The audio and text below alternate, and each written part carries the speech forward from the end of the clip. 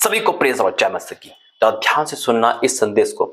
मेरे अजीज, तो कई बार हम पवित्र बाइबल पढ़ते हैं और कई बार हम कुछ वर्ड भूल जाते हैं या हमारे दिमाग से उन परीक्षा मतलब उस चमत्कार के व्याख्या नहीं हो सकता।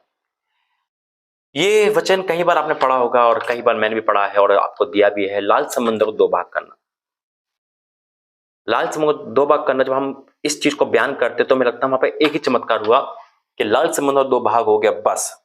फिरौन सेना उसमें मर गई, ये भी चमत्कार है, लेकिन हम उसको ही चमत्कार मानते हैं जो लाल समुद्र को परमेश्वर ने दो भाग कर दिया मूसा के द्वारा। लेकिन जब उसको डीपली हम देखते हैं तो वहां पे दो बड़े चमत्कार हुए थे, यानी कि एक और बड़ा चमत्कार हुआ था। शायद वो हमारी आंखों से उज्जवल था, हमारी चित्त पर नहीं चढ़ा था। इसलिए होली स्पिरिट में वचन पढ़ना बहुत जरूरी है। आइए प्रार्थना करेंगे। धन्यवाद करते हैं पिता परमेश्वर, मैं आपको धन्यवाद करता हूं कि आपने ये इतना बड़ा रहस्य, इतना बड़ा प्रकाशन मुझे दिया। मैं आपको धन्यवाद करता हूँ पिता, आप प्रकाशन देने वाले परमेश्वर। मैं आपको धन्यवाद करता हूँ प्रकाशन के, यीशु मसीह के नाम से मांगता, आमीन। बिल्कुल मेरे अजीजों, क्योंकि जब पुरानी गीत, एक गीत में एक कवाली में भी इसका जिक्र है, लेकिन उस समय मुझे कुछ याद नहीं था। लेकिन जब ये वचन मेरे सामने का आया तो परमेश्वर मुझे प्रकाशन दिया। मुझे परमेश्वर प्रकाशन दिया कि वहां पे एक नहीं बेटा, दो चमत्कार हुए थे, दो बड़े चमत्कार। लाल समुद्र को मूसा के द्वारा दो भाग करना, ये हम सब जानते हैं कि इजराइल लोग वहां हो गए और मिस्री लोग उसमें दब के मर गए, फिरौन सेना मर गई।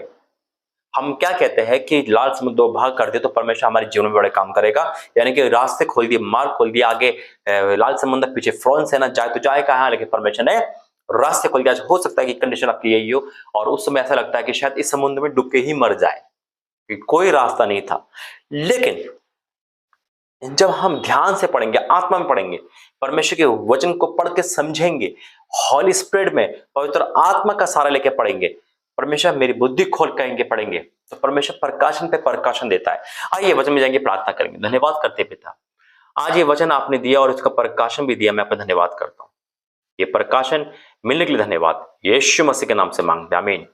मेरे से तो मैं मुंबई मीटिंग में था, तो मुंबई मीटिंग में जिस परिवार में था वहां पे मैंने ये बयान किया था। वो भी हैरान हो गए थे कि आज तक हमने एक ही चैप्टर यानी कि एक ही साइड देखा है, लाल समुद्र दो भाग कर देना।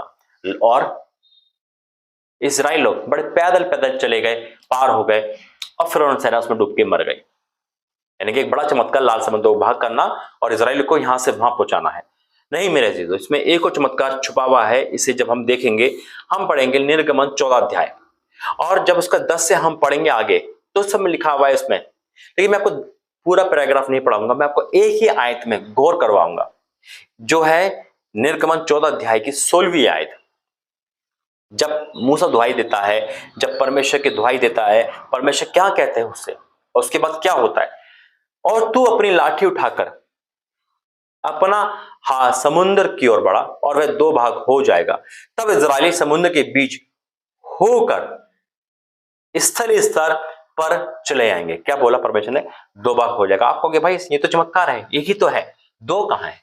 जब हम ध्यान से देखेंगे ना, कि जब परमेश्वर ने कहा समुद्र दो भाग हो जाएंगे, यानी कि दीवार बन जाएगा, एक पानी यहां इकट्ठा हो गया, यहां एक पानी यहां हो गया, दो भाग हो गए। तो आपको पता है, जब कोई तालाब या कोई नदी खाली होती है तो उसमें गड्ढा हो जाता है। समुद्र जब खाली हुआ होगा, जब दो भाग हुएंगे, तो कितना कितना अंदर तक चला गया होगा। आपने इमेजिन किया है? सोचो, इमेजिन करो कि जब पानी तक तो भरा हुआ है, वो पानी हट गया तो तालाब है, वो गड्ढा है, वो उसकी उसकी तह, उसका जो नींव है, उसकी पता नहीं, जैसे आसमान की ऊंचाई, समुद्र गहरा है, कोई नहीं नाप सकता। तो क्या इजराइली लोग उसमें कूद के गए? इमेजिन करो। और कैसे खुदे होंगे? कोई 1-2 फीट 5 फीट गड्ढा नहीं था। जब समुद्र दो भाग हो गया, पानी खड़ा हो गया, अगर पानी पे चलना होता तो समतल चलते, जैसे यीशु मसीह ने कहा, तो आराम से पार होते। जब पानी हट गया तो वो भूमि, वो पूरा होल है, पूरा समुद्र है। तो मेरे से पानी भरता है, टब को खाली करो तो टब में कितना गड्ढा है। आप समझ रहे हो मैं क्या कहना चाह रहा हूं? आप समझो, जब समुद्र दो भाग हो गया, एक दीवार यहां खड़ी, एक दीवार यहां खड़ी है, तो मेरे से तो क्या इजरायली लोग उसमें कूद के गए? नामुमकिन है खुदना, क्योंकि उसकी गहराई नहीं है। खुद जाएंगे तो वैसे ही मर जाएंगे। वो कहां पहुंच जाएंगे? पता नहीं पहुंच जाएंगे। वहां एक चमत्कार और हुआ था, जब परमेश्वर ने जब दो समुद्र को आज्ञा दी तो जमीन अपने आप जो नीचे थी ऊपर आ गई, रास्ता बन गया। हालेलुया। परमेश्वर ने रास्ता बनाया था, वो जमीन को ऊपर लेके आया था। समुद्र दो भाग करना, उसके बीच में जाना। जब बीच का मतलब क्या है, वहां कोई सपोर्ट नहीं थी। आप खुद इमेजिन करो, जब कोई तालाब को, जब कोई पानी भर जाता है तो वहां से हटता तो में गड्ढा होता है, उस गड्ढे की भरपाई होती है, उसके बाद वहां से लोग जाते हैं। वो जब वो खाली हुआ होगा, वो समुंदर है। जब हम देखते हैं कि जब काफी जो तैराक लोग होते हैं ना, जब कुछ खो जाता है तो अंदर तक जाते हैं, तो कितना गहरा है, और पानी को हटाते तो गहराई है ना उसकी, तो क्या उस इजराइल गहराई में नहीं खुदे होंगे? वहां पे चमत्कार हुआ कि जमीन ऊपर आई होगी और रास्ता बनता चला गया, जिसका हमें इमेजिन कभी नहीं करा होगा। सिर्फ हमने कहा लाल समुद्र दो भाग कर दिया, इजराइल लोग चले गए। आसान नहीं था फिर भी वहां जाना, लेकिन परमेश्वर ने एक साथ दो चमत्कार करे कि एक समुद्र को दो भाग करा और नीचे की भूमि को समतल करके उनको बराबर कर दिया। हालेलुया। आज परमेश्वर से आप एक प्रार्थना कर रहे हो, लेकिन परमेश्वर आपके जीवन में एक के साथ दो चमत्कार करता है। परमेश्वर ने, आप मांग रहे हो परमेश्वर मेरे जीवन में ये काम कर, परमेश्वर वो भी करेगा। लेकिन जैसे सुलेमान ने मांगा बुद्धि, तो परमेश्वर को सब कुछ दिया। जब हम परमेश्वर को चीज मांगते हैं, परमेश्वर हमें कुछ करने को देता है, तो उसके साथ साथ बहुत कुछ हमें देता है। हालेलुया। आज परमेश्वर ने यही चमत्कार, यही प्रकाशन के लिए मुझे बताया है मेरे अजीजों, कि वाकई में परमेश्वर कितना बड़ा भेद खोलता है। ये भेद हमें छुपा हुआ है। काफी बाइबल के ऐसे भेद जो मतलब छुपे हुए हैं, हम वचन पढ़ के आगे बढ़ जाते हैं, लेकिन जब उसका प्रकाशन मिलता है तब पता चलता है कि वाक्य में कितना बड़ा प्रकाशन है।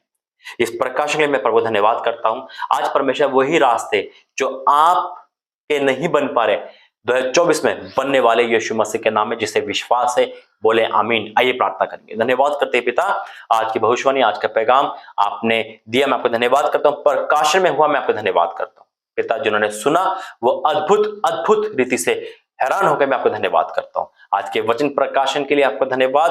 2024 में भी आप समुद्र को दो भाग कर दोगे पिता, और मुसीबत को हटा दोगे, एक रास्ता बना दोगे ताकि यहां से वहां पहुंच जाए। मैं आपका धन्यवाद करता हूं, यीशु मसीह के नाम से मांगते हैं, आमीन। God bless you. जय मसीह की। प्रभु आपको आशीष दे।